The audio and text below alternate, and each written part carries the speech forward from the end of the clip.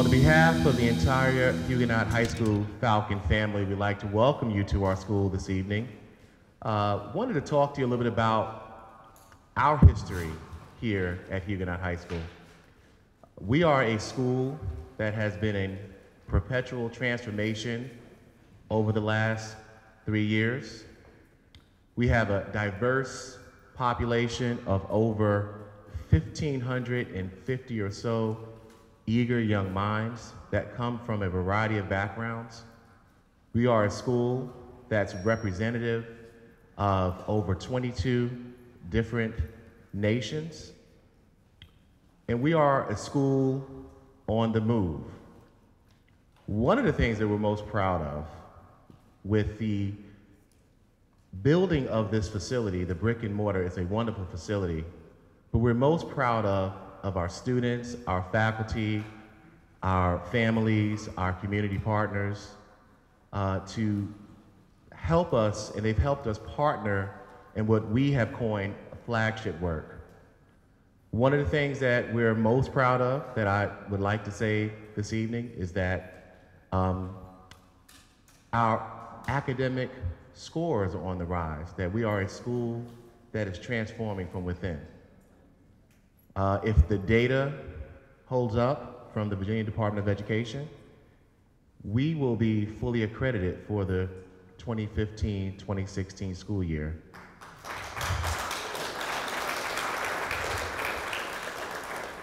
So Edmund Burke once said, "Those who do not know your history is doomed to repeat it." So we are a school that understands our history. We understand the rich legacy that we come from, being a school that has been here for over 40 years. And I'm here to say that I pledge to you, as principal of this building, that we have learned from our history, and we're going to move this building, our students, into the 21st century and beyond. So again, I wanted to thank you for our opportunity to speak with you this evening. And again, welcome to Huguenot High School.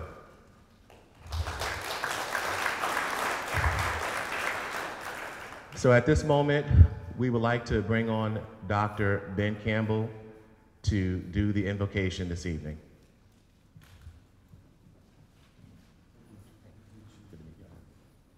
So with the people I hang out with,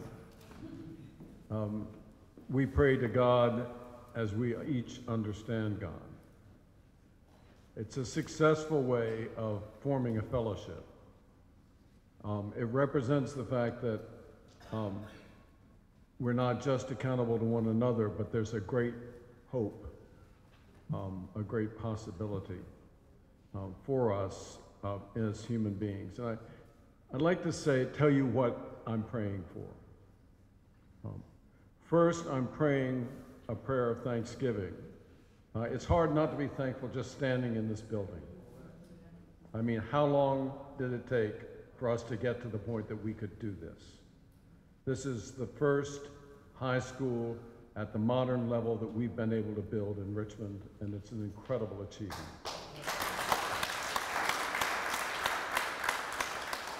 And I'm thankful for that because it took decades to get here.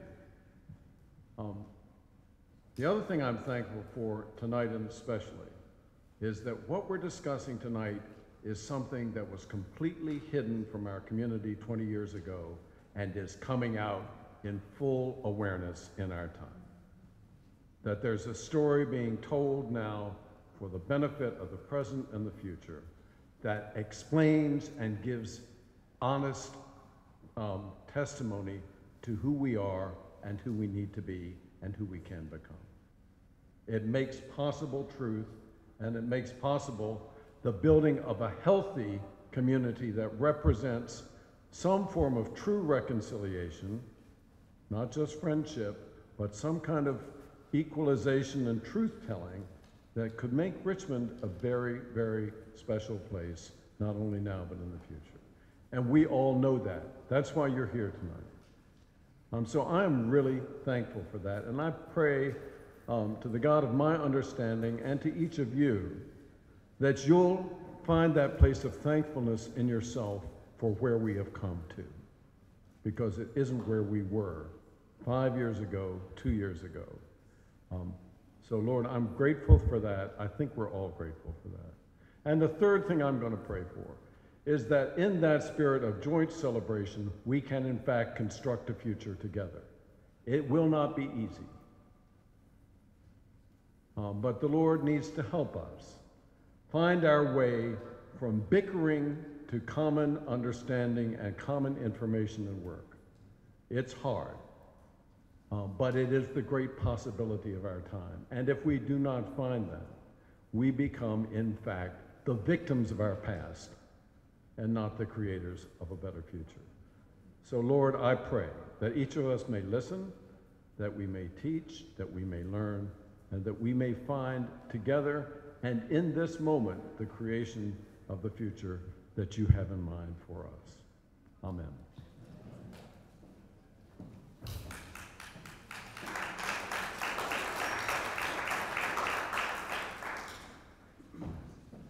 Well, good evening, everyone.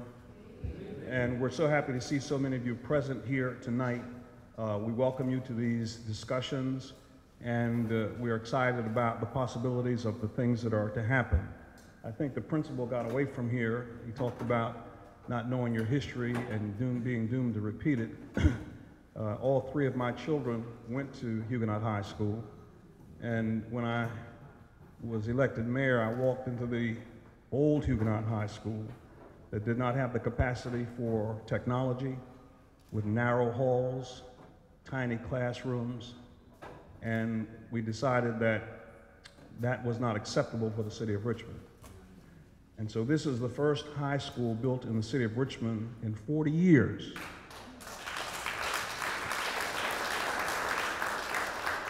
And as far as I'm concerned, it's the Taj Mahal of high schools in the state of Virginia.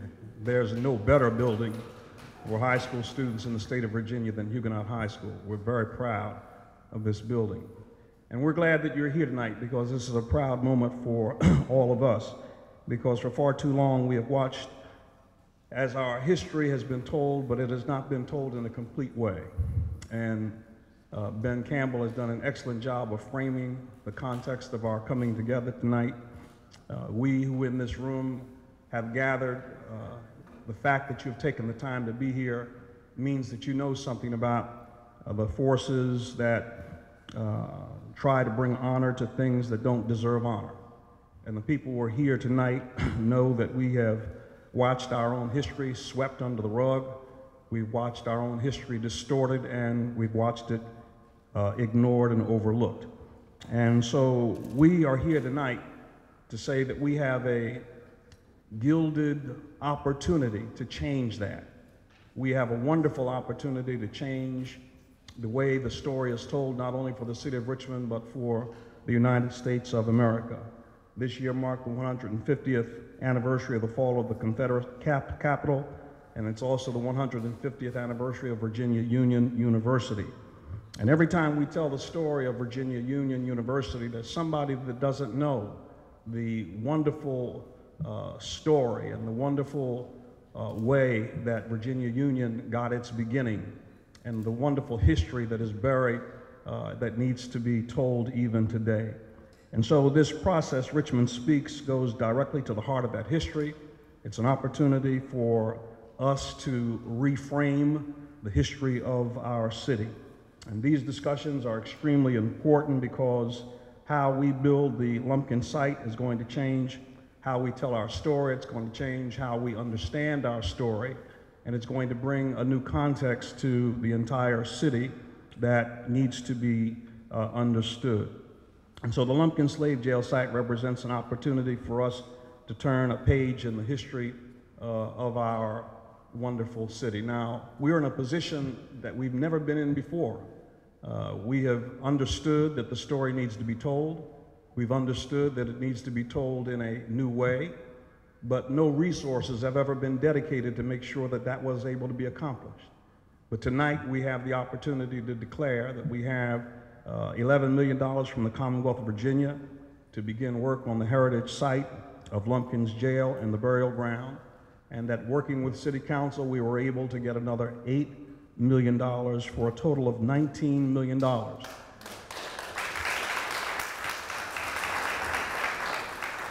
Now, there are a lot of ideas rumbling around, but this is a level of financial resource that we've never had before to do something like this.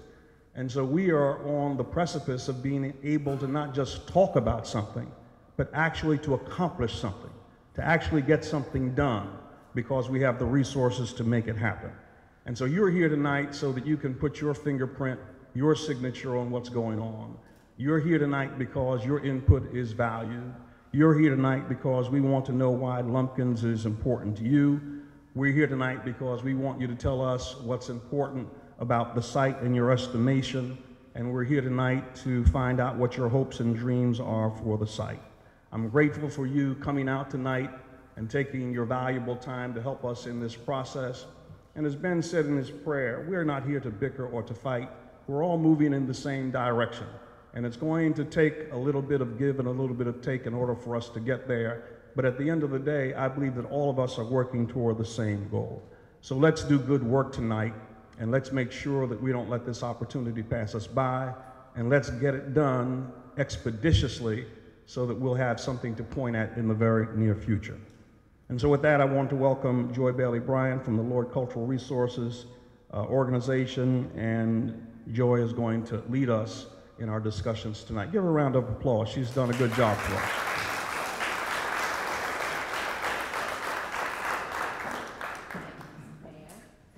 Hello, as Mr. Mayor said, my name is Joy Bailey Bryant, and I'm Managing Director of Laird Cultural Resources US.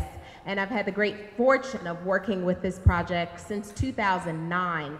Before I begin the process, I do want to bring up the delegate, Delores McQuinn, to speak a little bit about the Richmond Slave Trail Commission, how it has moved forward. I don't see her, okay. Yes, and really to give a little bit of texture to this conversation, and then we will go into discussion. Both Matt, Laird, and I will come forward and bring a little bit more information.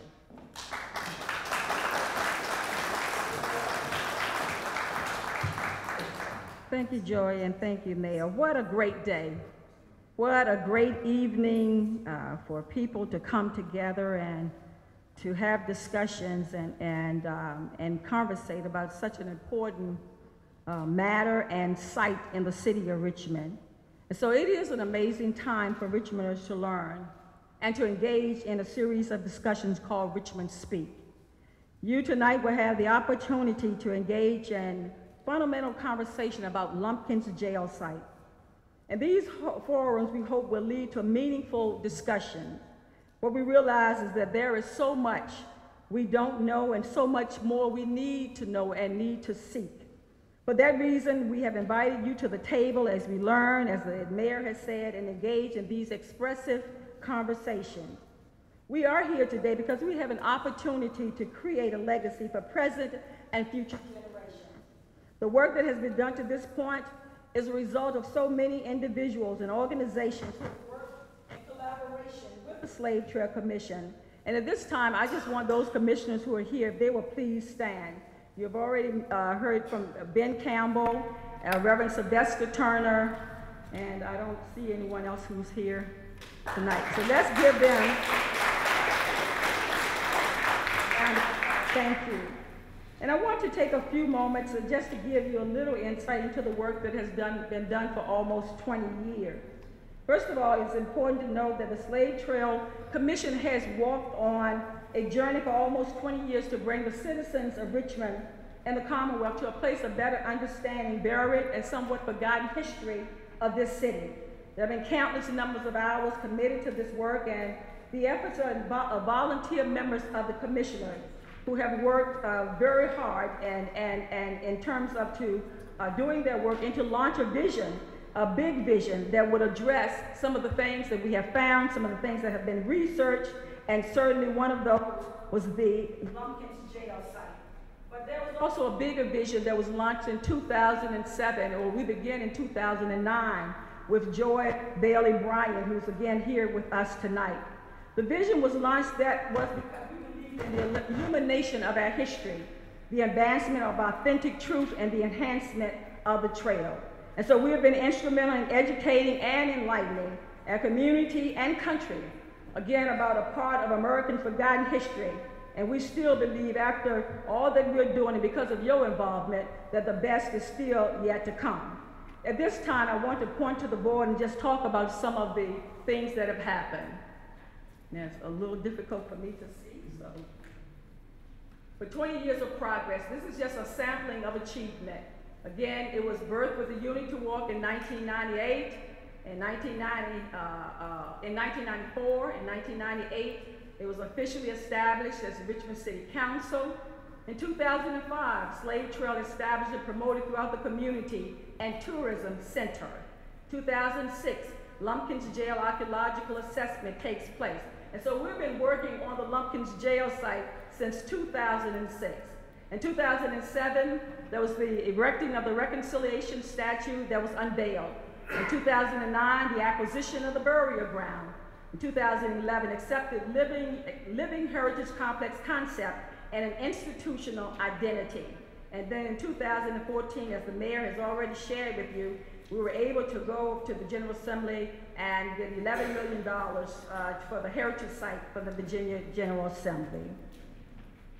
Richmond, as you know, or you may not know, was the largest source of enslaved Africans on the east coast of America from 1830 to 1860. The route traveled by some thousands of Africans who made their journey south by crossing the James River and Chain, or by getting on ships to New Orleans. It then proceeded to follow a route through the slave market of Richmond, beside the reconciliation statue, past Lumpkins Jail, the Negro burial ground, to the First African Baptist Church, a center of African American life pre-Civil War. It is enhanced by markers that chronicles the history of the trade of enslaved Africans from Africa to Virginia until 1775, and away from Virginia, especially Richmond, to other locations in the Americas in 1865. Richmond played a major role in that very dark and humiliating and degrading period. Shackled Bottom had a dense concentration of holding pens called jails and auction houses that generated up to 50% of all currency passing through the city of Richmond. Even though we have had many gratifying findings and moments, one of the proudest was the unearthing of the Lumpkins jail site. And it had been documented that no slave pen was as notorious as the Lumpkins jail. This jail had a reputation for being the most notorious jail on the East Coast, and it was identified by the slaves as the Devil's Half Acre. It was owned by the infamous Robert Lumpkins. The emancipation of slavery brought an end to Lumpkins jail, and shortly after the Civil War, Robert Lumpkins died, leaving his inheritance to his widow, Mary Lumpkins, who was an enslaved African woman who had formerly been his slave. Incorporated in this story is the Lumpkins jail story. It is a story from tragedy to triumph, a story of tragedy of slavery, but the rising of the university, as the mayor has shared with you, in the name of Virginia Union University, and the triumph of an educational institution that produced phenomenal progressive leaders throughout this nation and beyond. It has been granted, and we have been granted, a unique opportunity to help unearth buried history, rewrite the story, and pass this treasure of truth and authenticity to the next generation. In the words of our former governor, Robert McDonald, who was very instrumental in helping us to secure $11 million. And I said it in his quote, "It's one of the best things I did as governor. It is a place that must be preserved and remembered to teach lessons to future generations and to make a better America." Thank you. At this time, we'll bring on Joy Bailey.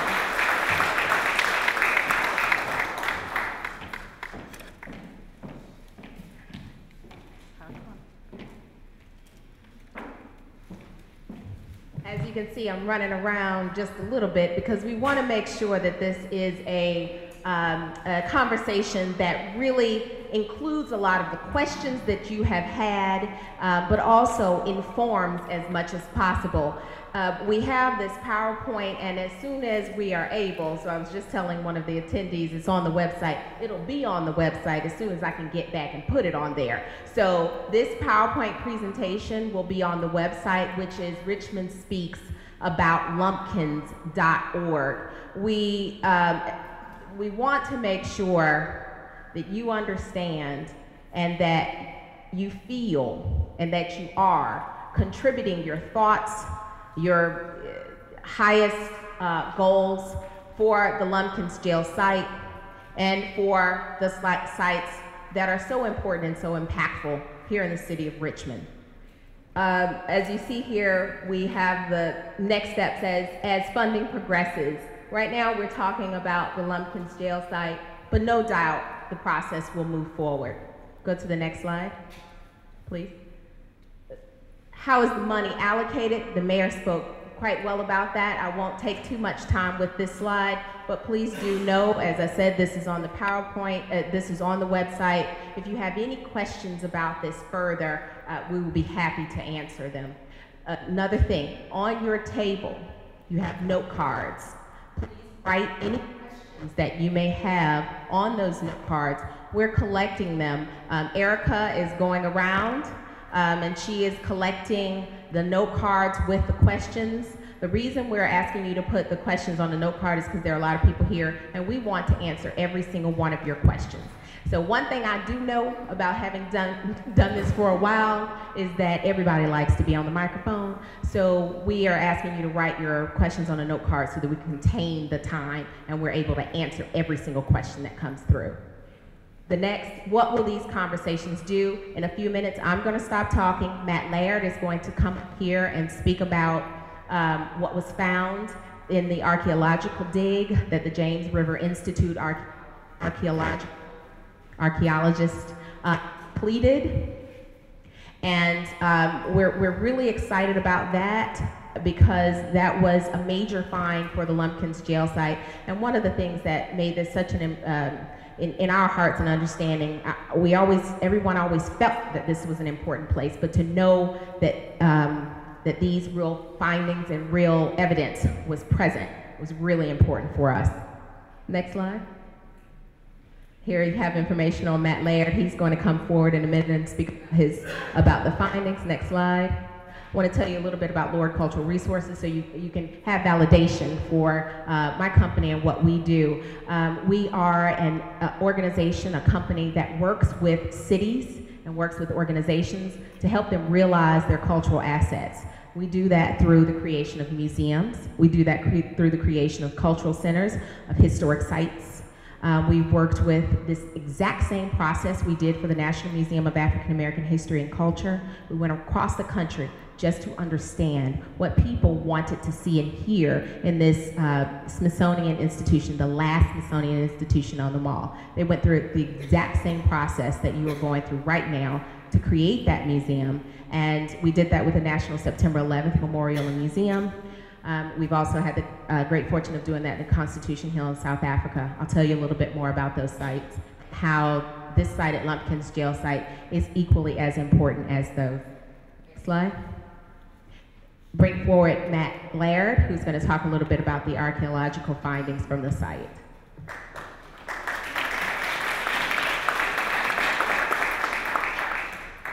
Good evening, everyone. My name is Matt Laird, and I'm a partner and senior researcher with the James River Institute for Archaeology. I've really had the privilege over the past 10 years to be involved with this project. I can honestly say, without exaggerating, that the Lumpkins jail site ranks as really the most important and unique site that I've had the opportunity to investigate in my 20-year career as a professional historian and archaeologist. And this is why.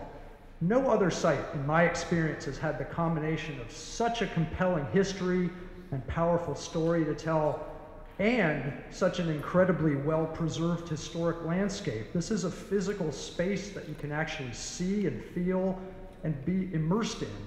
There are few, if any, surviving above-ground historic sites in Shockoe Bottom that are so closely associated with Richmond's critical role in the interstate slave trade in the years before the Civil War. So literally, when we descended into the archaeological site, we were literally transported back in time into an era of Richmond's history that's long since been buried and mainly, some might say, conveniently forgotten.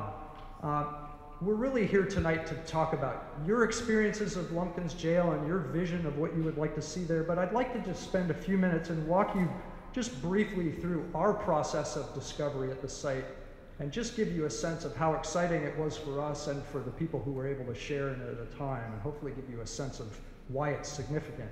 If we could go to the first slide. I think many of you are probably familiar with this and very famous, probably the most famous image of Lumpkins Jail. I put this up really because it highlights really how little information we had about the site before we began our archaeological investigation almost 10 years ago.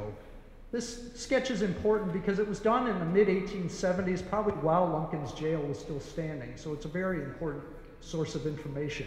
We can go to the next slide. We're also fortunate to have at least 2 historical photographs of the Lumpkins Jail complex, and I really should emphasize that that's what it is. It's not just a single building, although there was a specific jail building, but it was really a compound owned by Robert Lumpkin, which included various different features that we were hoping to investigate. If you just click the next slide, you can see, maybe just back up one. This is the earliest photographic record that we have of Lumpkins Jail. This is blown up many times, a view taken from on Church Hill. You can see that distinctive upper story of the jail, and if you compare, you can see how that matches up with the sketch that we have. Now on the next slide, this is a lot clearer photograph from the end of the Civil War, again taken from the top of Church Hill, so this is looking west out over Shockoe Bottom.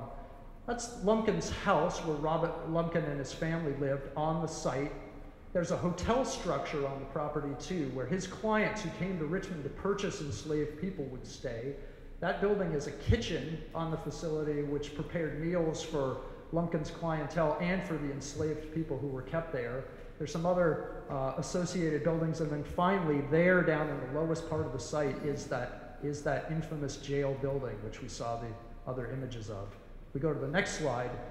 When we first began this study, we knew generally where Lumpkins Jail was on the landscape, but as you can imagine, a lot has changed in Shockoe Bottom over the past 150 years. So really the first important task we had was to determine as best we could where physically on the landscape Lumpkin's property was. So we used a combination of historic maps and city deeds and land records, insurance records. What we were able to learn was that these 3 lots, which are highlighted in red, 62, 63, and 64, were the lots that Robert Lumpkin first purchased in 1844.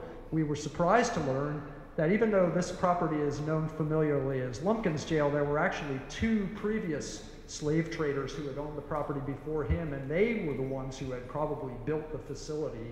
When he purchased it, he was inheriting a property that was already sadly functioning as a major slave trading facility. So if we go to the next slide, we were able to take these historic maps and the deed records that we were able to find and actually georeference those or physically put them on today's landscape. So you can see we're talking about an area that's right behind Main Street Station in the parking lot.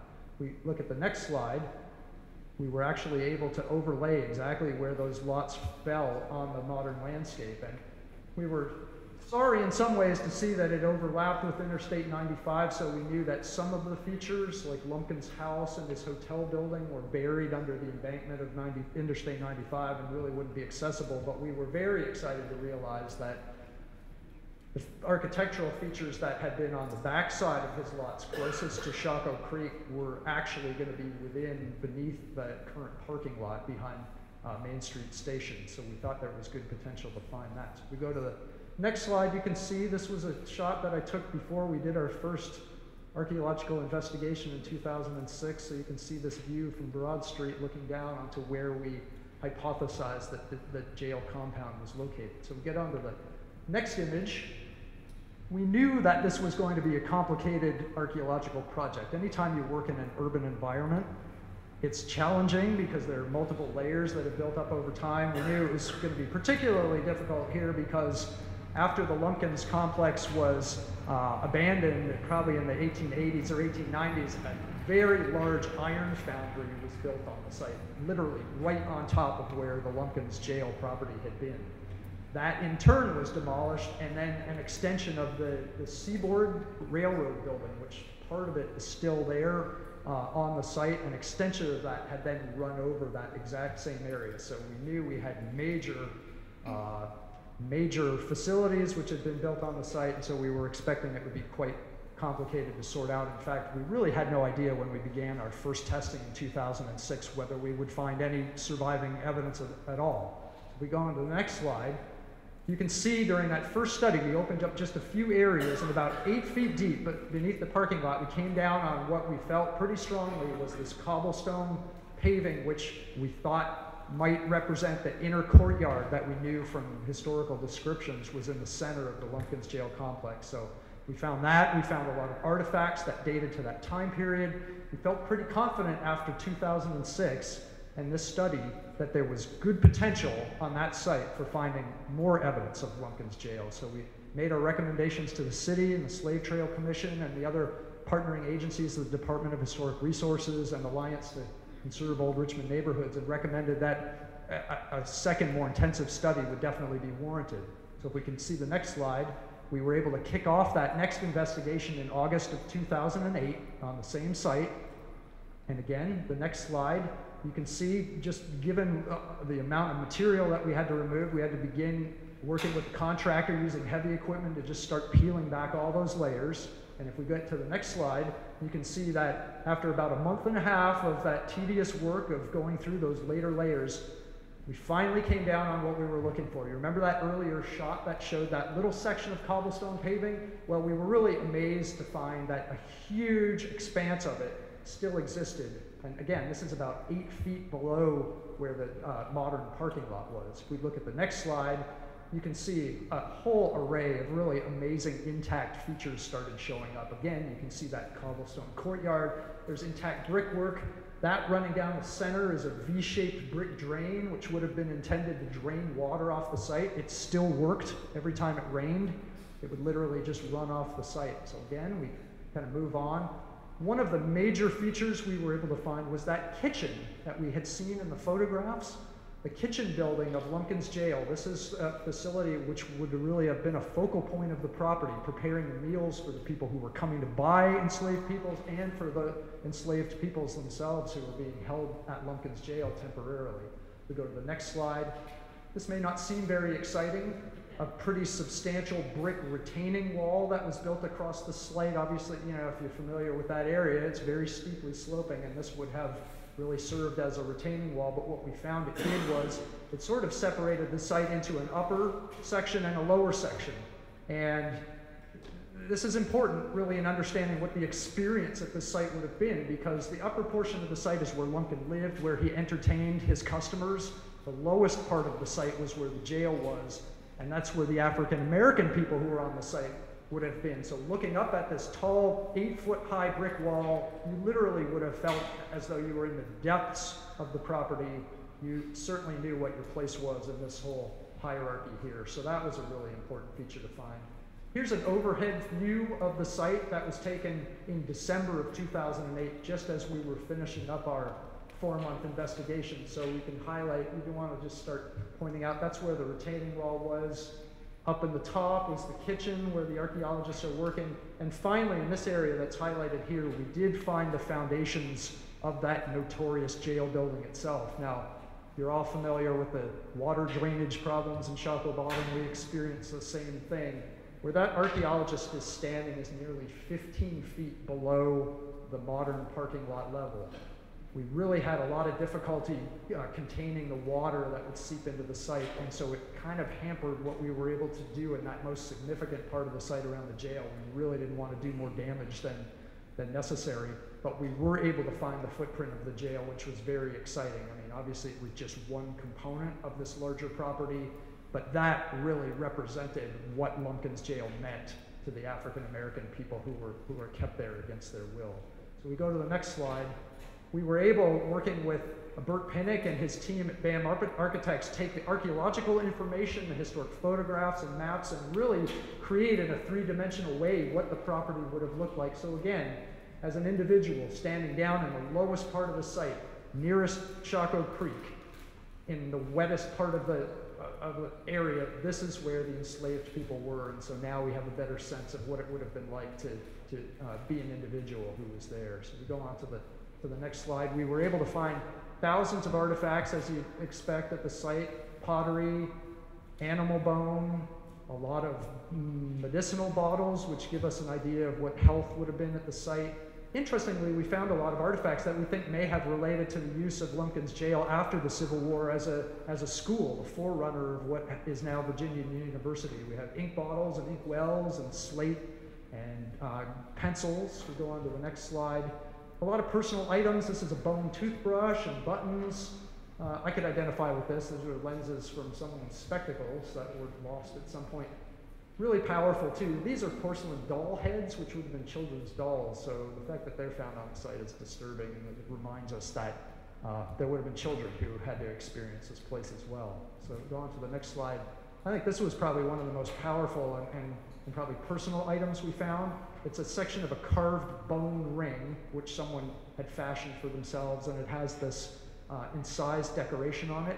It's always difficult to identify who may have made this or worn it, but the design is very similar to other objects that we found in African American contexts, like slave quarters and other facilities that we know African Americans were. So we think that there's at least a good possibility that this may have belonged to an enslaved person at the jail. In fact, it was found right around the kitchen, so it may have even belonged to somebody who worked in the kitchen building.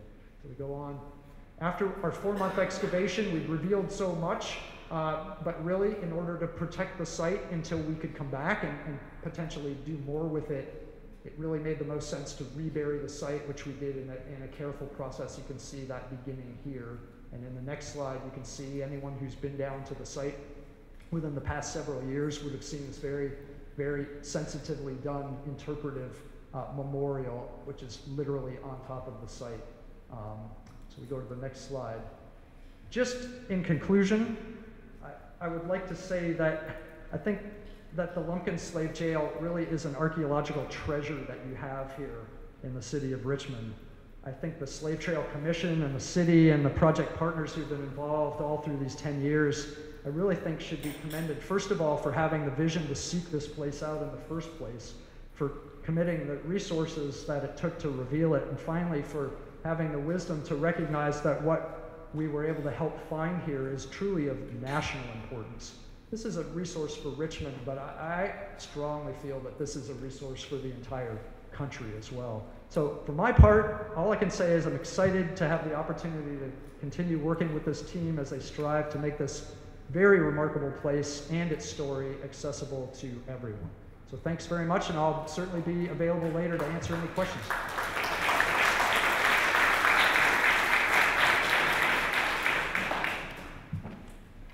So now we have some learning. I know that those note cards are filling up because Matt's presentation is just so interesting and so powerful that we are looking. So as you have questions, please raise them in the sky, and Erica will collect them in her basket. Next slide.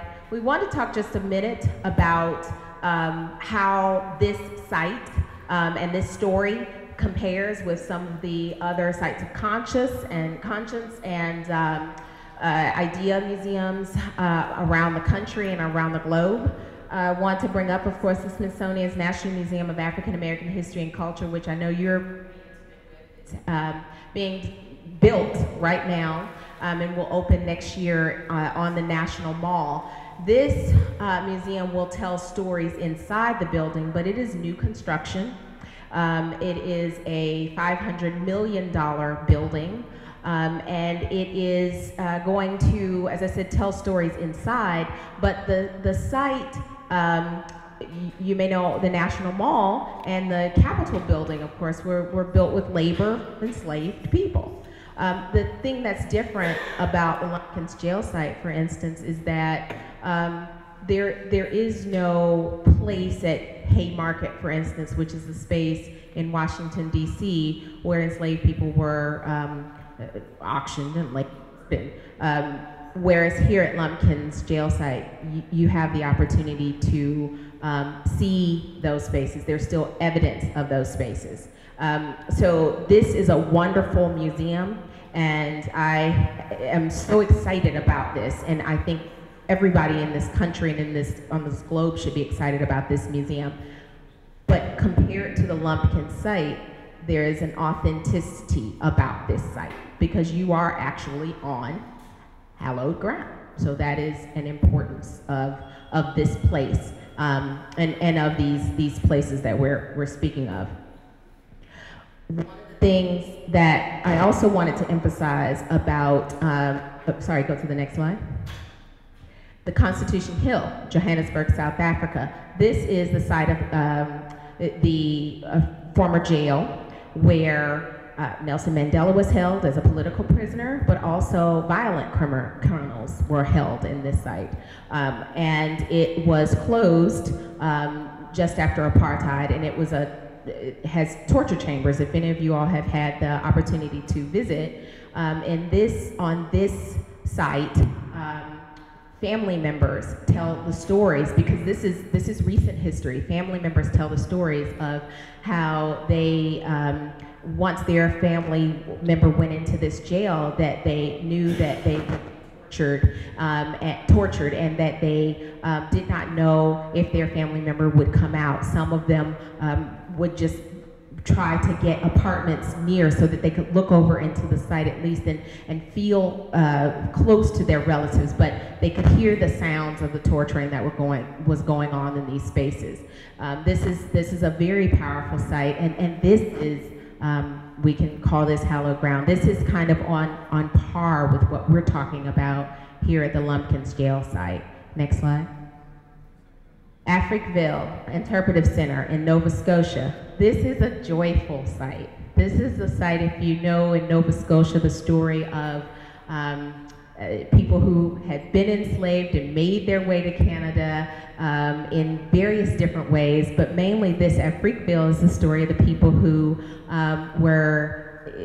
pledged their allegiances. They were loyalists, black loyalists. They pledged their allegiance to the British, and so they were given the opportunity and the space to move to Canada and establish this community. Here in Africville, you have, this is on the site, there was a new construction of the site of the church that was built by the formerly enslaved people. And it's a very small site, but there's interpretation within the site. And if you go there, you will feel the happiness of the people who got there. It's a hard place. Nova Scotia is a cold place, but they were freed. People were free when they got there. Is there an opportunity here at Lumpkins jail site to speak about or think about moving from that tragedy into the triumph? As the delegate spoke about, this was the start of an educational place of Virginia, what became Virginia Union University. As a person who works as a museologist, it's very hard sometimes when dealing with African American history because we have amazing stories, but there's very little evidence. And as a result, we don't have artifacts. And that's hard as a museologist, but as an African American, it's difficult because you kind of feel like your people don't have value. But you know what? Our people have a lot of value. And that's what's really important about these sites, and really honoring them and doing something with them, making something happen so that people who go to Huguenot High School and the people who beyond are able, I'm going to stop preaching in a minute, are able to experience. Okay, going to the next. Canadian Museum for Human Rights is a place where new construction, similar to the National Museum of African American History and Culture, at the site of where the Declaration for Human Rights was signed. And this is a place that tells stories of global, both human rights atrocities and triumphs. And this place really takes the opportunity to be a global space telling stories from all over the world. And this is also a place, but not like Lumpkins jail site. It does not have the authenticity of the site. They are interpreting, telling stories. So it's still a powerful museum, but they don't have that authenticity of the Lumpkins jail site. I hope you get the point that this is a very special place. Next slide. So here we come to the point. We're going to take some time, 30 minutes. You're sitting at round tables. You see 2 notepads on your table. You see pens, and you see note cards, and you see sticky notes. I'm a consultant, so we have a lot of equipment. One of the notepads is for your reporter, and one of the note cards is for your recorder. You're going to select a recorder who's going to write everything down. Hopefully it's someone who has good handwriting, because I have to transcribe these, okay? So please be kind. The other one is for the reporter, and that's the person who's going to talk you through these questions. Reporters, we're calling you a facilitator as well. Please be observant and helpful to everyone at the table. Please don't hog any of the time. Let's go through these questions, and we have 3 questions. First, introduce yourself to the table. What's your name? Where do you live? How long have you lived in? Let us know. We would like to get you. Next, based on the presentation and anything else you might know, what are your thoughts about the Lumpkins jail site? We'd like to know that. And then the third question, how can this site become a tool for A, teaching young people, B, encouraging reconciliation, for instance, 1 instead of 2 or 3 or 15 or 5, make Richmond an international destination. Okay, so you're gonna have 30 minutes to go through those 3 questions, and then we have a lot of tables here, but we're going to take the time, but we're going to ask everyone to come up and report, one person, the reporter, to report on the top 3 things that came from your conversation. And you'll have 2 to 3 minutes to do that, okay? And we're going to ask everybody to, each of the reporters. But starting now, it's, let's call it 7 o'clock. And at 7:25, I'm going to walk around and ask you to start wrapping it up. And we're going to get ready to do presentations, okay? Any questions for me about the round table? All right, let's start.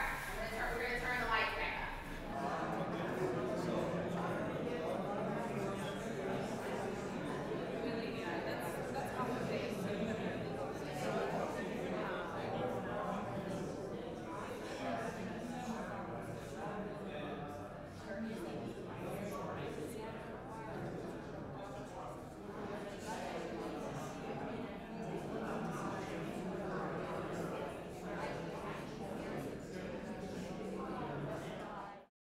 Will every reporter please come forward? We have 1 microphone, and I'm going to helpfully stand next to you to make sure you observe your 2 minutes, because we really need everyone to be able to report. I don't see anyone rising. Each reporter come forward.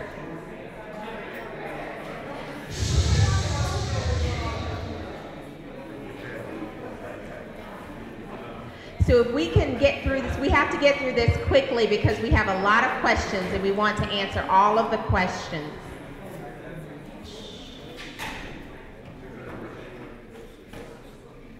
All right, okay. We're going to begin with the manual. Good evening. So we had a lot of notes, so I'm just going to hit some highlights. The site needs to be preserved and it has to be educational. One of our members didn't realize until, I guess relatively recently, that the site was as large as it is. People felt guilty that they didn't know about the site when they first sort of came into Richmond.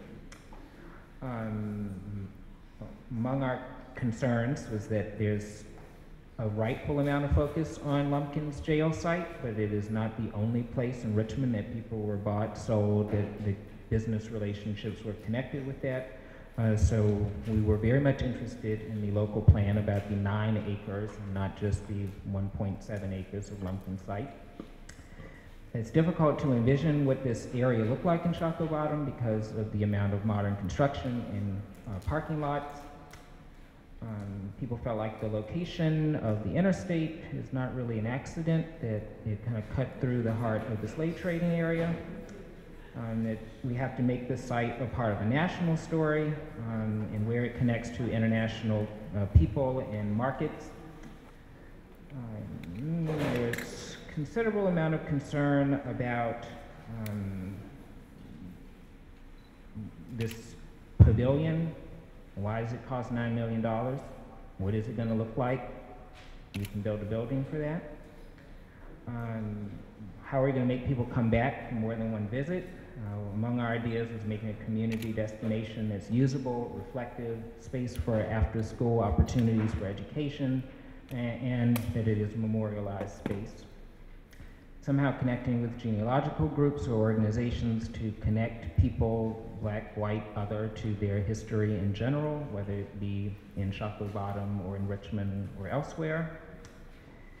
And concern about the potential for competing brick and mortar spaces within new black history and cultural facility that's under development in Jackson Ward. Of course, many know the institution isn't new, but moving to save that important building in Jackson Ward, and what would it do to Shockoe Bottom?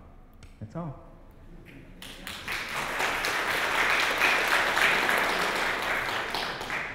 Good evening. At our table, we have Ray, Deborah, Cynthia, myself, Janelle, and Caitlin. Our consensus pretty much was we'd like to see as much of the site reconstructed as possible. So a full site, even though we know that some of it is under 95. We can't do that yet until we get the flying cars. We'd like for it, if it's possible, to reconstruct the entire site. Want it to be as realistic as possible, including the auction block.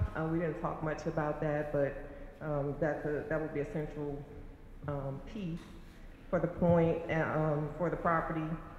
We'd like for it to be an interactive, if it's gonna be a museum, we'd like for it to be interactive and also interpretive.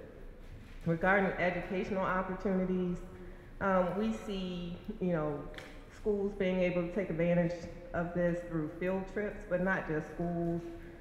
Churches can be heavily involved, and a lot of other organizations who are connected to history and trying to educate people around history. We see it as an opportunity for teens to learn through volunteering efforts. And there was a comment that, the more you learn and the more educated you are around the issue, we think that it's an opportunity for our kids, especially in the inner cities, to value life and stop hurting each other. Regarding reconciliation, we believe that education creates a cross-section of understanding. So the point was made that whenever you're bringing people together in communion, so to speak, around an issue that everyone cares about, you have the opportunity to create space for reconciliation. So bringing people together to break down barriers, those were our highlights.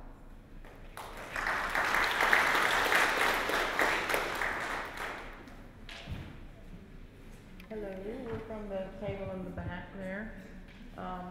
We felt pretty strongly that there are a lot of museum buildings in this town already, and that we don't necessarily need another museum. The issue that needs to be addressed is a lot larger than just Lumpkins Jail, and that Lumpkins should be a hub of a large park with spokes coming out with green space and bronze statues where people could walk around and enjoy those, like in the Civil Rights Park in Birmingham. And the statues should be Rodin-like, elegant statues.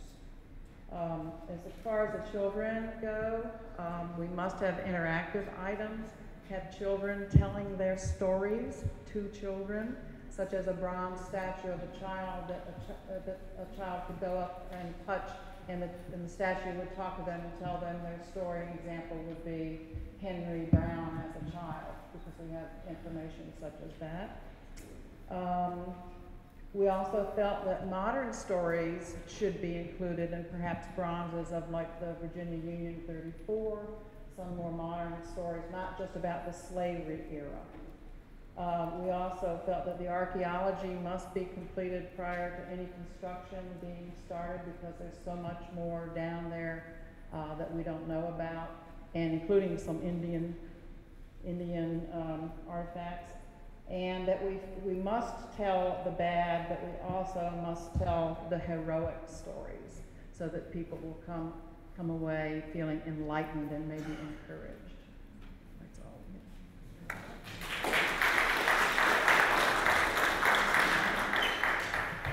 Good evening. Our table is smack dab in the middle, and we had a very passionate, heart-filled talk about the historic sites, and we all were in agreement that we feel as though the whole conglomeration of all of the 17 sites should be preserved as an international site to recognize the full history and bring to the truth, the truth to light, to bring honor to our ancestors, and for there to be reconciliation and healing, to really bring the Richmond community together. There's significant emotional impact with this site, and that needs to be honored. There was a member in our group, Eddie Radin, and I hope he doesn't mind me saying that. He said it so proudly. He's 87 years old. So he's seen a lot of the history as a Richmonder, and he's been involved in previous work over the years with the slave trade, and has seen much progress. But he was hopeful that there would be more by now, but he's very excited that there is, more being talked about, and he's hopeful to see it in his years that he has left with us. And I hope that he can too. Not yet, I'm not finished. As far as we want to bring about the history with pride, we talked about linking the Confederate sites to tell a broader story of reconciliation, as well to incorporate Virginia Union University as a historic site. And we really want it to be part of the school curriculum, so that the kids can come and really get a hands-on experience in education. And basically, Richmond has the whole story. There's so much history here, and it needs to be brought out and told for there to be a broader perspective of reconciliation and healing in all people. We really need it. It's time.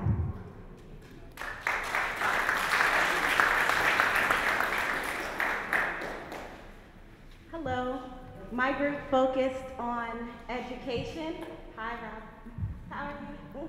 And we also focused on technology and infrastructure. Those were the three broad topics that we focused on. We believe that through education and through getting the youth involved, we can make this a site that is not only physically preserved, but the history is also going to, be preserved. We also like the idea of integrating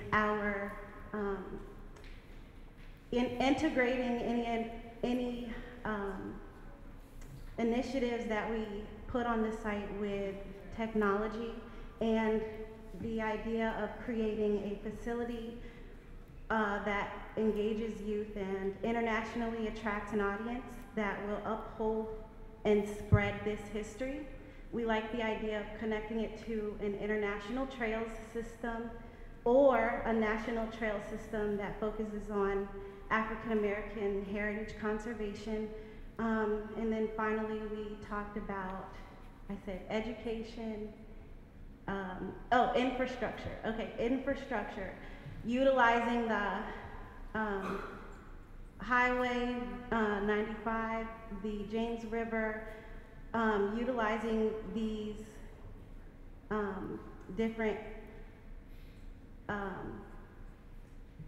the different trail system, the idea of a trail, and the idea of humans that were brought to America.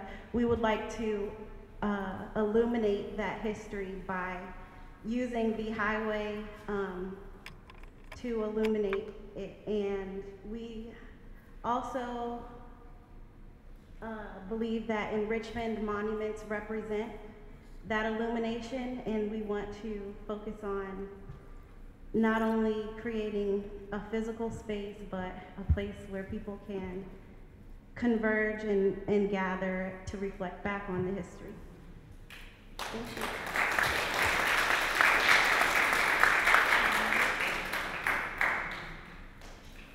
Good evening, everybody. My name is Reverend E, and I was at the table with Nana, Joe, Colin, Light, and Zane, and Henry.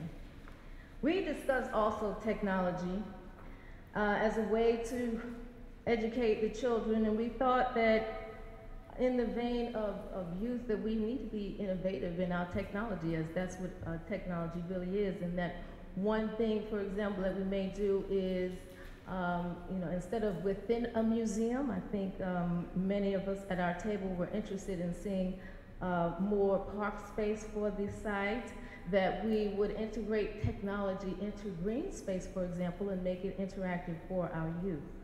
Another suggestion was that we have President Obama write a letter to our students. We think that that would generate a great deal of interest, and also absolutely that we make it a part of the curriculum, and that when we do make it a part of the curriculum, that we ensure that we have qualified teachers to teach the curriculum. In terms of reconciliation, we were interested in what institutions, such as Virginia Commonwealth University and others, are working towards to financially give back to the community. And we'd like to see such things not only by word, but by deed.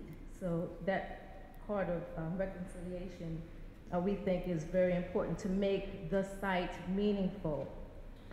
Thirdly, in terms of how to make this an international destination, we would like for this site to express the whole story. As I've sat in this room, I know for myself, I've heard the site discuss more in a national context, in a local and national context. And I'm hoping that we broaden that conversation more, as you did, in terms of that being a question. I think it's an excellent one.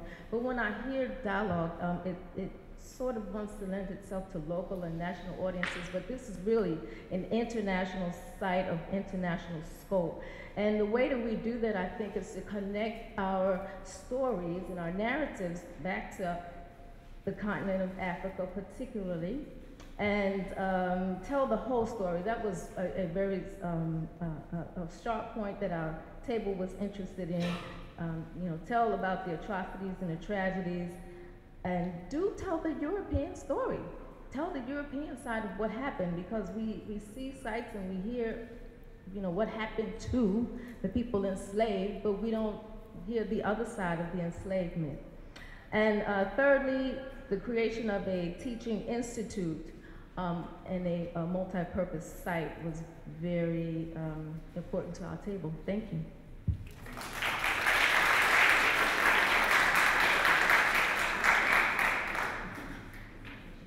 Hello. Our group was composed of folks who grew up here and folks who grew up here, moved away and came back, and folks who have just moved here as recently as 2 years ago. So it was pretty. The perspectives were varied. A lot of our discussion was centered on the breadth of this project, a concern that it may be too narrow, even physically, but even in a vision sense, that it needs to grow in its vision to include perhaps a park, but some way of engaging people in ways that are not just in a museum, and especially with young people, how to work that into.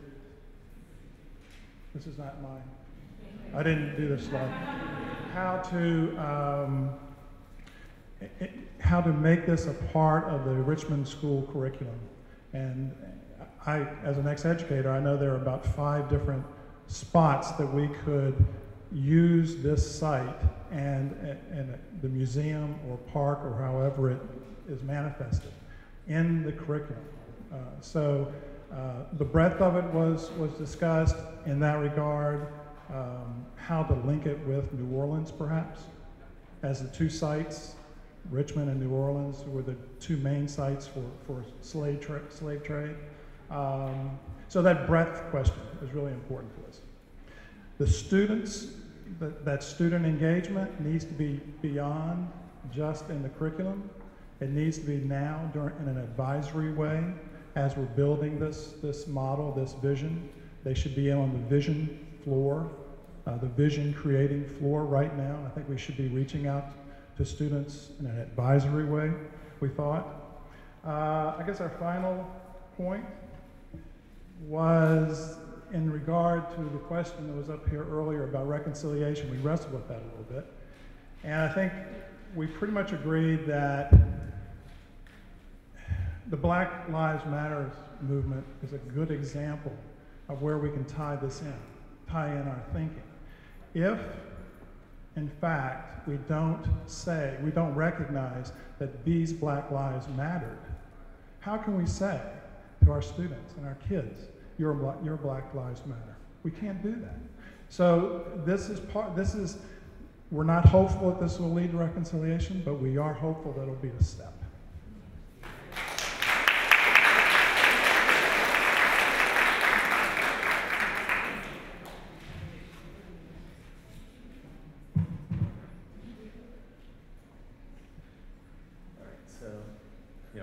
My name is John, and I was at this front corner table here with Kevin, Caroline, Alan, and T. And we actually spent a lot of time on our thoughts about the Lumpkins jail site, and I think the predominant concern was that we were concerned about the discussion being channeled too narrowly into the one site, and I think we all agreed that the whole area needs to be protected and it needs to be respected because of all of the different things that are there.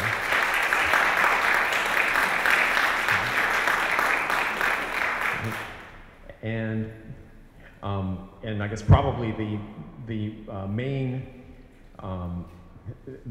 thought around having it as an international destination is the idea that the whole area really is a World Heritage Site.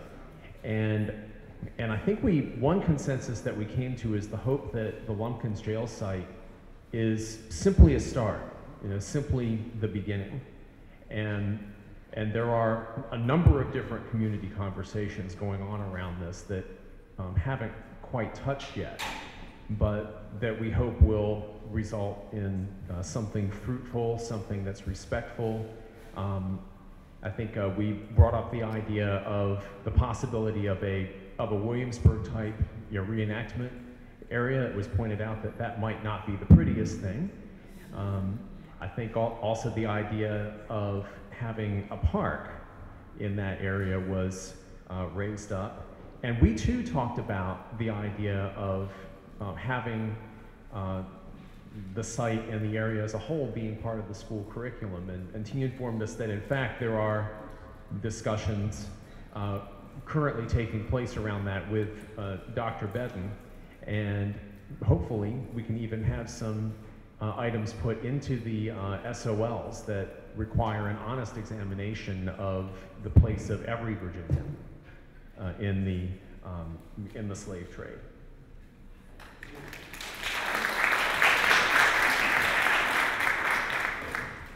Hello,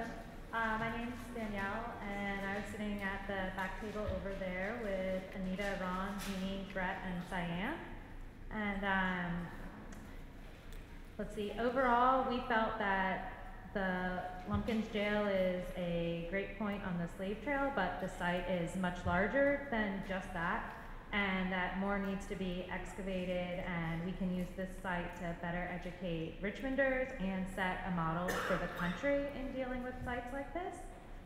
We also discussed that a museum doesn't need to be limited to just a building, and we talked about a park or some sort of landscape, and with that, in an effort to discourage people just hanging out, not in reflection or using it as a skate park, how do you build that where it discourages that? Do you have some sort of foundations, you know, reflecting the buildings, or glass coverings over the site so that you can look into it, but it would almost be too fragile to hang out on? And then we also talked about a museum, but we had concerns about funding for operation and maintenance, and would want to make sure that if that was done, it was done well and right. And then the possibility that you could use technology and apps to interpret the site also, and kind of look at it different than how we have looked at museums in the past. And then we just really want to make sure that money goes towards exhibits and programming. That's all. Thank you. Thank you so much for your thoughts, and I'm sorry to have to rush everyone through, but I wanted to get to the questions. So we got a lot of questions from people, and I want to ask everyone, please leave your notepads on the table. We'll collect them all and all of your notes, because this is a written record of everything that went on today. I'm gonna start talking about the money, because we got a lot of questions about the money. I put this slide back up here. I'm going to read all the questions as they're written, but I will read a lot of them in groups. How much money will be spent on building the museum? Will any money be kept for operating expenses? And this is actually a question I can answer. This has not, number one, there's not been determination that there will be a museum. So that's the first part. But what I do as a cultural heritage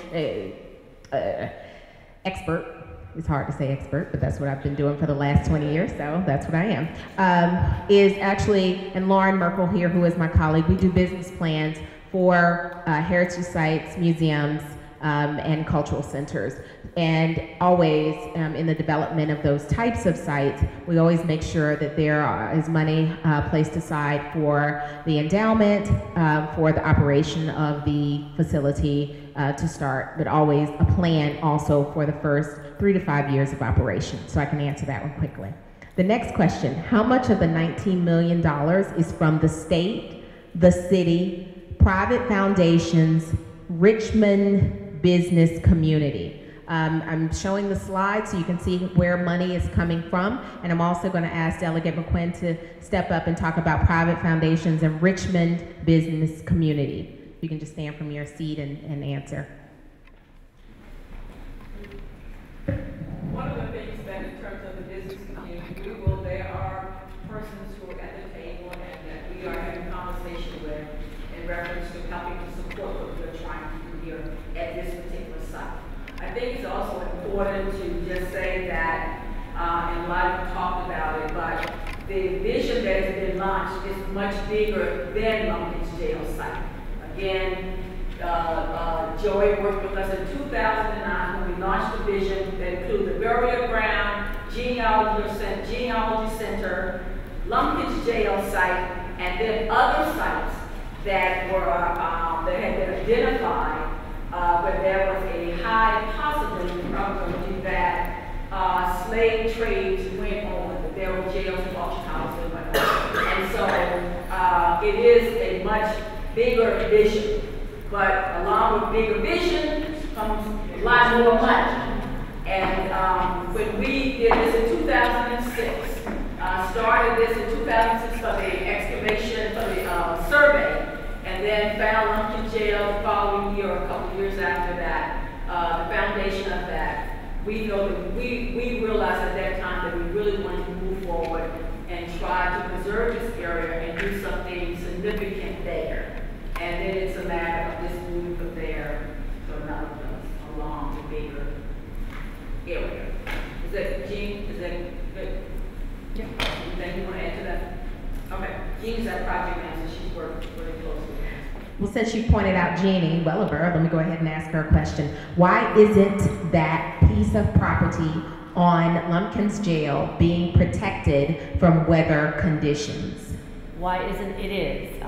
When we did the excavation in 2006, we'd already seen Gaston tear through Chaco Bottom.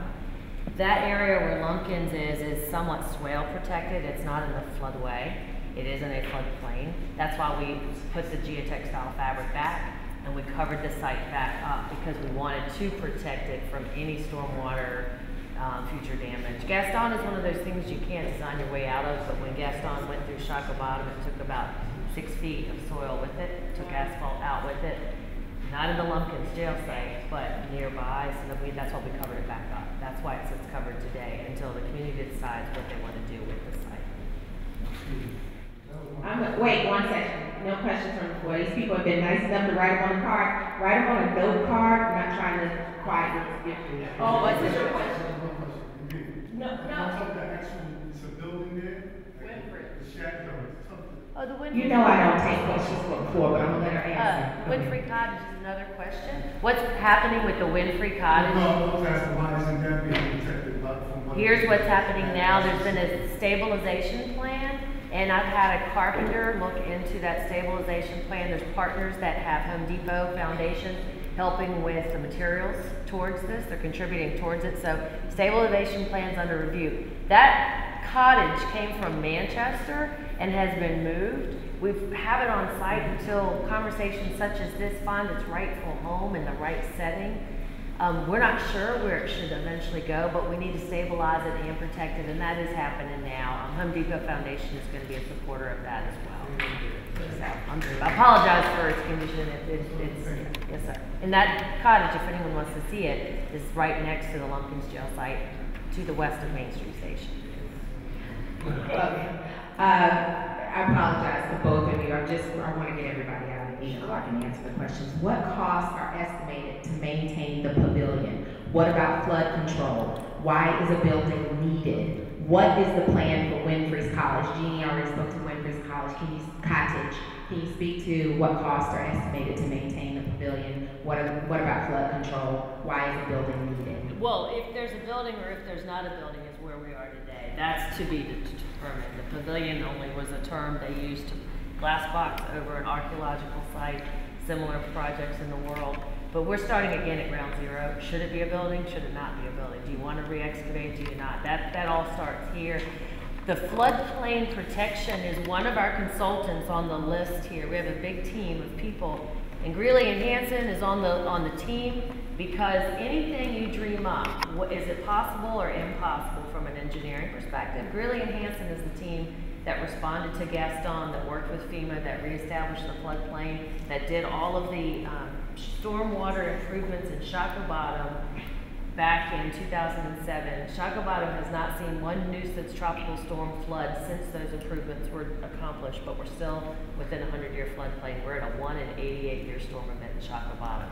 So Greeley and Hansen is on our team, so if you dream up you want to dig down 100 feet, is that possible?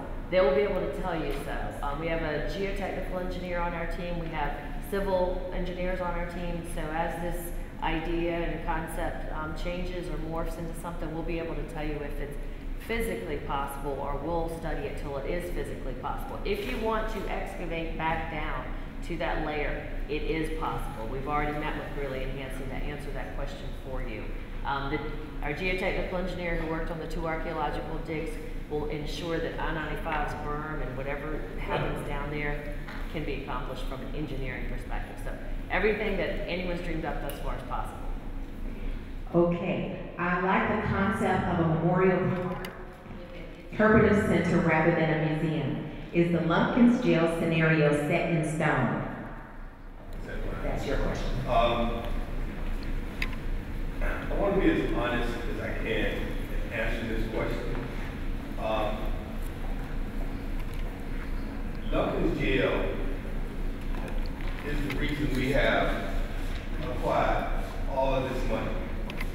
We need to just be honest and clear about it. It's been the catalyst for the $19 million that we have to work with. So to say whether it is etched in stone. It's the beginning of whatever we do. I don't think it's the end. I don't think what it's going to look like has been finalized, if that's the real question. But to say that it will not be the beginning of a process, it will, because that's how we got the money. And we just need to be open and honest about that. You know, whether it's a structure, what the structure will look like, what the content of it will be, all of those things, none of those things have been defined. But to stand here and say, well, it's not etched in stone would not necessarily be the truth, because it's been the catalyst for the monies that we're talking about. Without Lumpkins jail, the governor was not going. He approached us about giving us this money, and he was very specific about Lumpkins jail and how it progressed from that was the driving force. I just want to just be honest with this group about that. It's the catalyst for why we have $19 million to do something. Could you identify yourself, please? I'm Sylvester Turner, or T. Turner.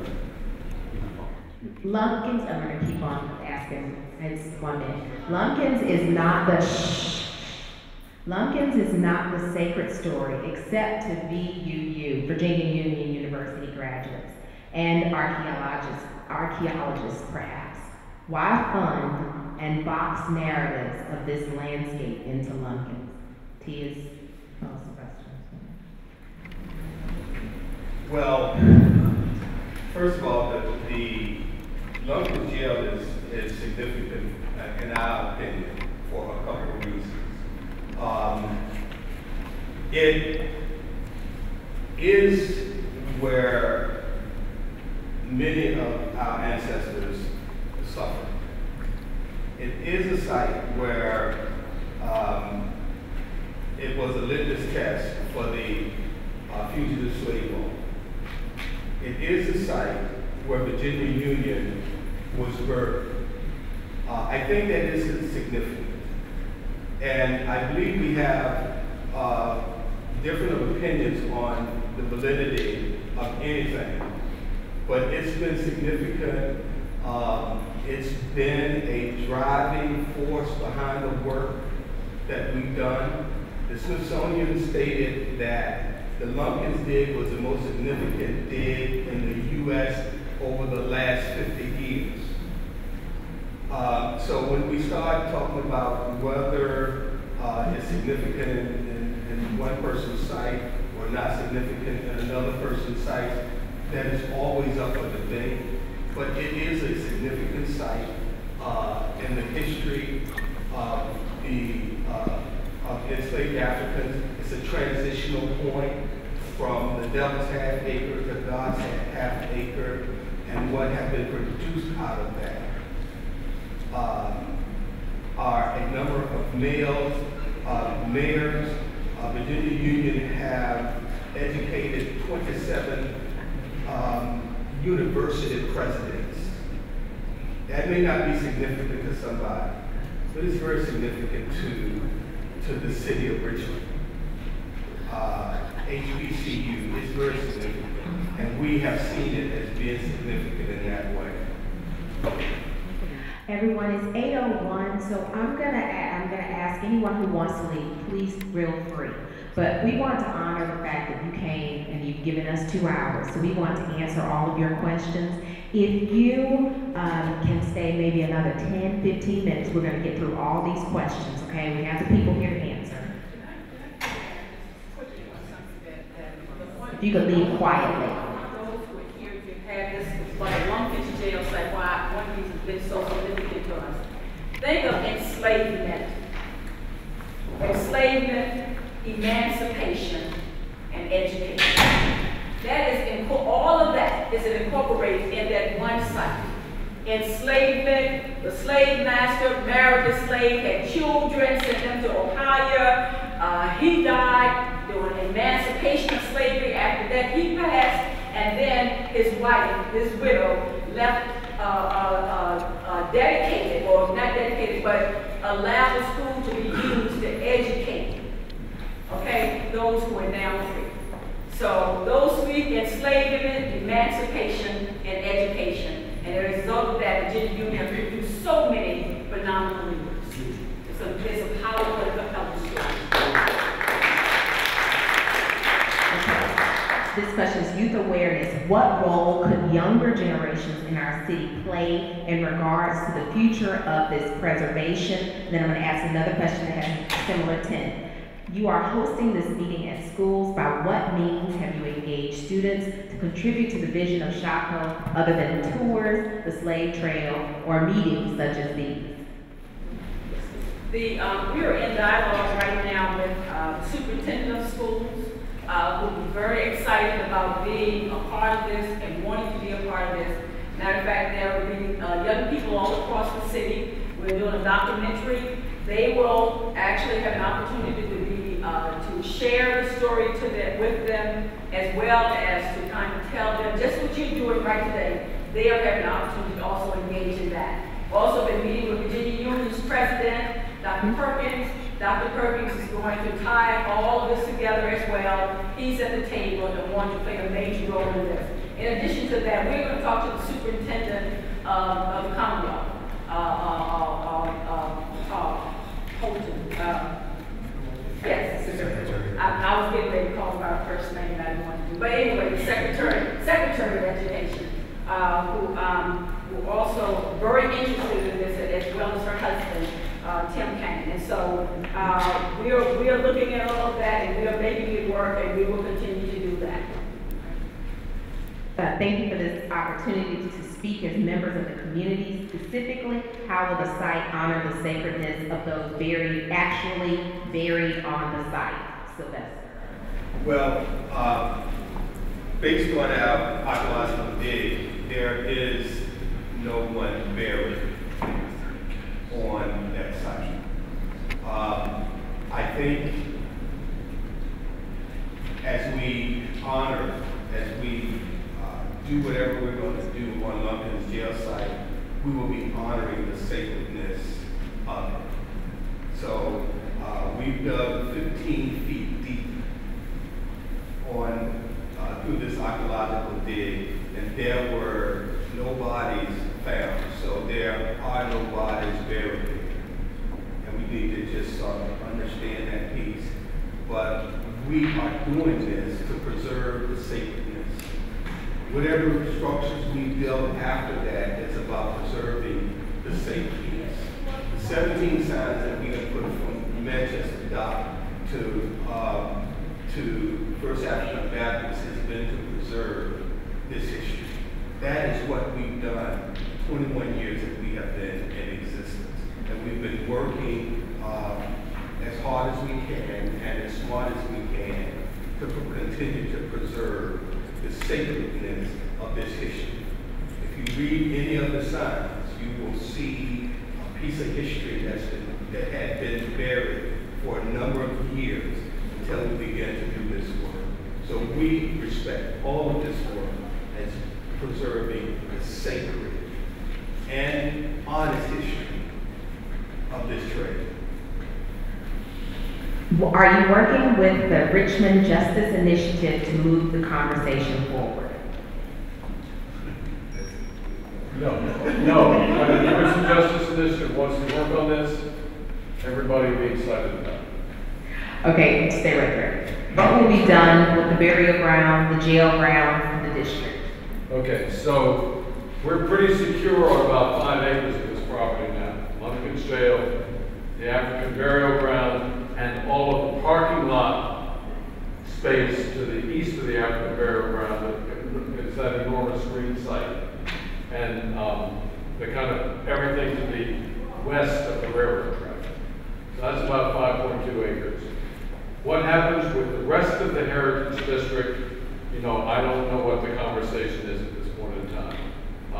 Whether additional spaces will be preserved and dedicated, I don't know what's going to happen there myself. That's got to be worked out. And if spaces aren't dedicated, and there are certainly spaces that can't be dedicated, because we're talking about roughly a 20 or 30 blocks worth of a slave trade district here. I mean, it is enormous. What we can dedicate, we know we want to mark, so that also is a question. What can you dedicate? What can you mark?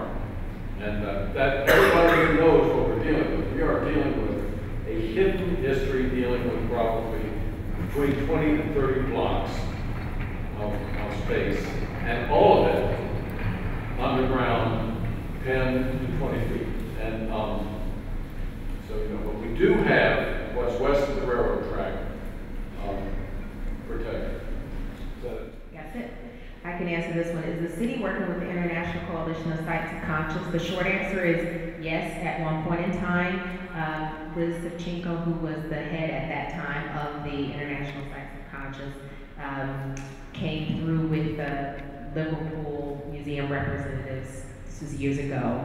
As the project progresses forward and becomes more fleshed out as to what it will become, the project will continue to engage with that group, with the International Sites of Conscience, and of course would like the site to be one of those. I wanted to ask a question about the pavilion. There were many questions about the pavilion. What do you mean by pavilion? What is a $9 million pavilion? What's a pavilion? Is this a museum? Will there be more? I'm trying to find all the pavilion questions. Lots of pavilion questions. So I have that. Bert is answering. Hi, I'm Bert Pinnick. I'm the architectural advisor to these guys. A little backstory: I've been working with the commission and the city and other interested community members on the Slave Trail and associated sites for a little over 10 years now. Is someone at the projector? No. Anyway, just a minute. So when we talk about the Slave Trail, over 2.5 mile long trail, what we have come to call that colloquially within this team is that is the museum. Go back. He wants the slave trail. The slave trail map. Yeah. So that whole line from Anchorage Landing up to the First African Baptist Church, that's what we call the museum. It's not, you know, it's a little bit mind-blowing to think of that whole thing as some kind of living museum. And so when we got to the part of this particular site on that line, it's like, what do we call it? You know, so a pavilion, if you think of a park pavilion, is just something that sort of protects something else, if you will, from weather. So we kind of adopted the name pavilion because it wasn't really meant to be the museum. The museum is much broader. The breadth, the width, the depth of the museum is all of that and then some, as everybody here said before. So we had to give it a name. And then I want to also say, because it does look like it's a finished thing, Delegate McQuinn and the mayor and the administration can't really go to the governor and say, hey, give me $9 million because we got an idea. You know, so what's the idea? So we helped them put some flesh on the bones of this idea so that, as they've all stated, we can be at this pivotal point of having these kinds of resources and start the conversation of, okay, you guys tell us what is this. Did that help?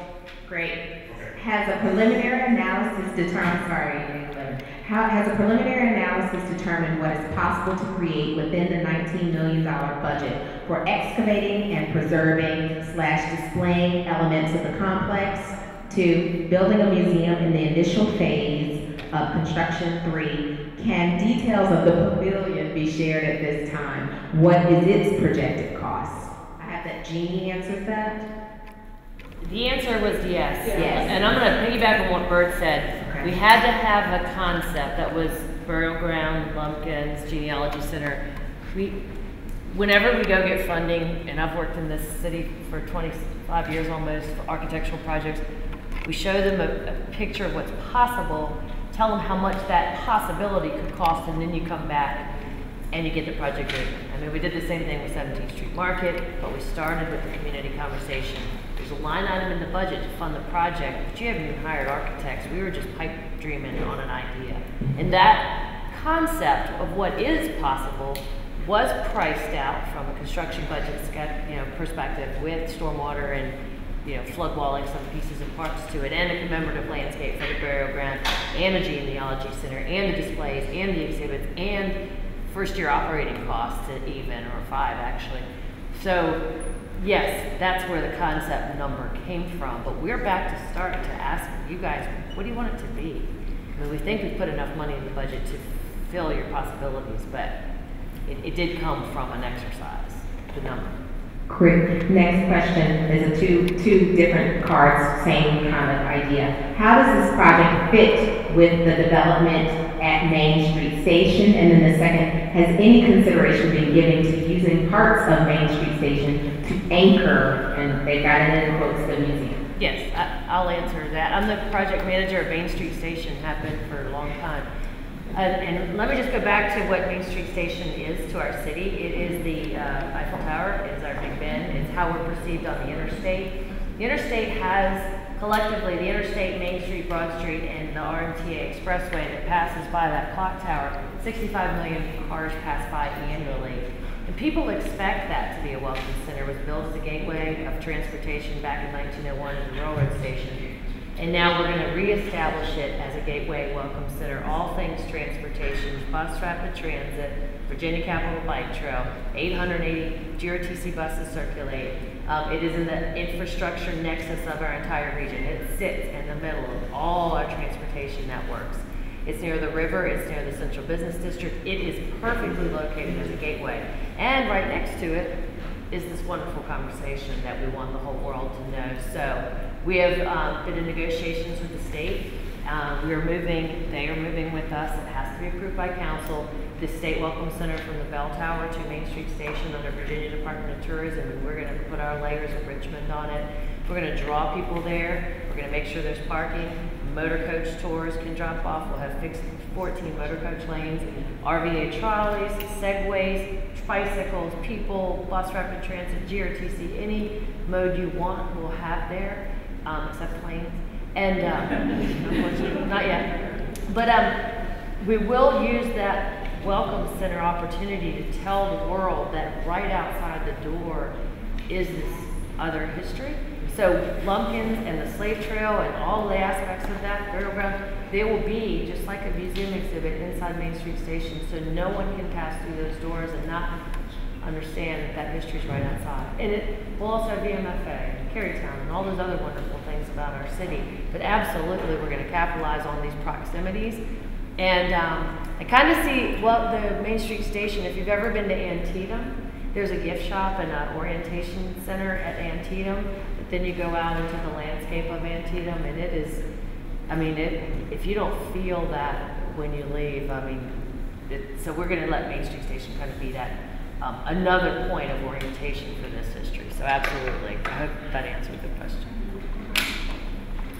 Okay, perfect. Okay, I'm going to ask Matt 2 questions, and then we're going to end, and we're going to answer all the questions on the website. That's why we put the website, because it's 8:15, and I want y'all to go home. Okay, so 2 questions for Matt were, has the Lumpkins, I'm going to ask them at the same time, okay? Has the Lumpkins site been excavated to its fullest potential, or will more excavation and research continue after it is uncovered again? Question 1. Question 2, what would be a robust, complete archaeological excavation cost? How long would such a project take? These are very thoughtful questions, and I'm glad they were asked. In terms of, is there more archaeological research potential at the site? The answer is definitely yes. As I mentioned in the presentation, as we got into that lowest level of the site where the actual jail building was and other related features, we had issues with water there. If, as Jeannie said, that could be contained and solved, then we could certainly come and excavate more. I just picture in my mind that brick retaining wall that I was talking about, an 8-foot-high wall. We could uncover all that. It would be longer than this room. I have sort of visions of the Vietnam veterans. I mean, it would be a very imposing, meaningful feature. So yes, there's a lot more that we can uncover. In terms of how much it would cost and how long it would take, just to give you an example, our excavation in 2008 went on for about 4 months and cost $150,000. Knowing what we know now, at that time, none of this was known. We had no idea what we were getting into, so we had to work very carefully and very slowly. Now now that it's been reburied, we essentially know where everything is. It would be fairly simple to remove the fill that we had put back and then excavate the additional areas. So in terms of time frame, well, I'd have to back up and say, if we were just doing it ourselves, we could probably have it done in a matter of just a few months. One of the things that we can talk about is potentially doing it over a longer period of time and having the public involved, and it be an ongoing process. So I think if we were just to do it ourselves straight through, it might be 2, 3, 4 months. That could change if we wanted to do it differently. In terms of cost, I think it would be comparable probably to what we did in 2008. We're talking really about just a fraction of the overall budget, maybe $150,000, $200,000. That. Great, Matt. Thank you so much. So we now have an impetus to come to the next conversation, which is September 28th at the Virginia Union University, and encourage all of your friends and relatives. You see on the back of your agenda all of the locations. Also, please go to the website. Richmond speaks about lumpkins.org. We're going to put the questions up there and the answers, but we can have great starters for the next conversation. There was a question about the process. We're going to put all of the details on the process. We're going to add that to the slideshow next time, okay? Thank you so much.